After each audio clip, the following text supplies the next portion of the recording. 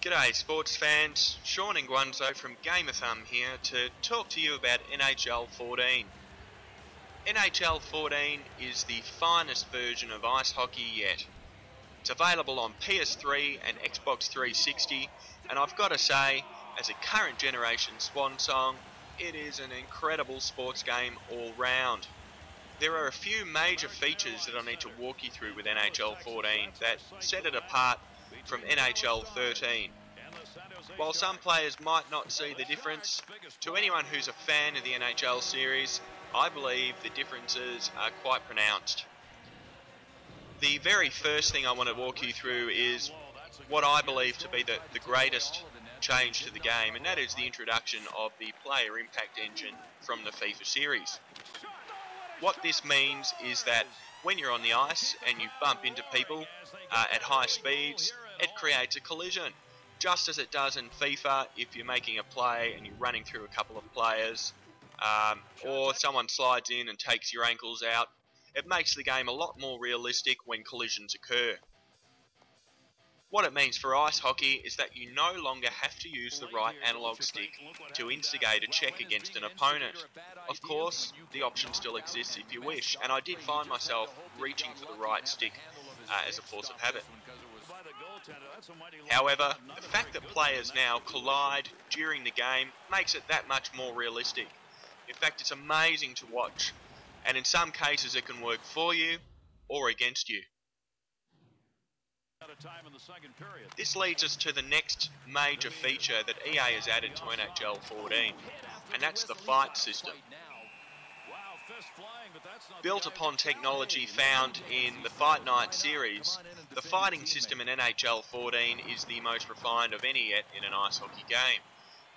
By that I mean it's actually fun to fight. It's no longer just button mashing. Using the right stick and also the R2 button, you'll dodge, move, push, pull, and of course punch your opponent.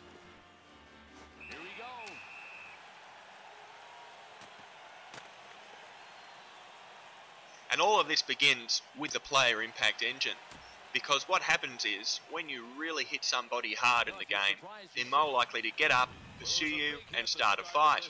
So the game feels real in that sense. It feels full of emotion and full of spirit, particularly as these guys are running around trying to do their best on the ice. It actually gives the characters some sort of human emotion which you don't see in a lot of other sports games. NHL 94 mode is a throwback to that retro classic. It retains a lot of the sounds and music, and it also has the star icons beneath the players as they move around. In addition to that, the controls are immensely simplified, and I would go as far as saying that this is the game's arcade mode, and it's also the mode that you play with friends. This year players can not only create their own character, but put him or her through the minors, through the Canadian Hockey League, or directly into the National Hockey League.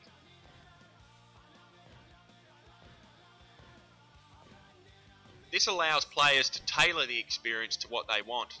Me, I just jumped straight into the NHL, and I found it quite refreshing because I was able to take to the ice and still be quite competitive. But the one thing I did want to talk about with Be a Pro mode that's both annoying and rewarding once you get used to it is the way that when you start out, you have to expect that there will be a lot of simulating between appearances on the ice. In the beginning, this can be really frustrating, just like NBA 2K's My Player mode, because sometimes you end up spending more time off the rink than you do on it. However, as you play, you begin to make the most of your time on the ice. It did seem really time consuming, so I would warn you that if you're going to commit to this mode, you really don't want a season underway. You want to have finished your season, because this is going to interrupt your momentum in your career mode. This is really the answer to Be a Pro or Virtual Pro in FIFA, and as we know, it works tremendously well in FIFA.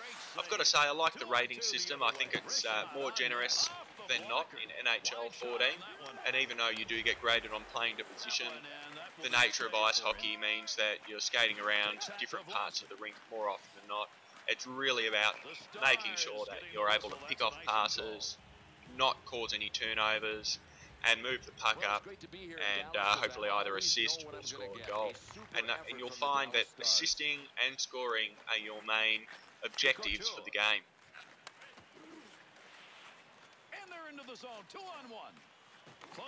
In conclusion, it's fair to say that NHL14 is the best representation of virtual ice hockey yet. Amazingly, even with the Xbox One and PS4 on the way, this game actually feels very next generation. Not only are the graphics superb, not only is the sound top shelf, and not only is the gameplay ultra refined, but in my opinion it just feels like an entirely complete package. I mean, I don't have any desire at this point in time to want to rush out and buy a next generation version of NHL, because in my opinion this is really the epitome of the series so far, and it does make me wonder how they're going to improve it next year for Xbox One and PlayStation 4.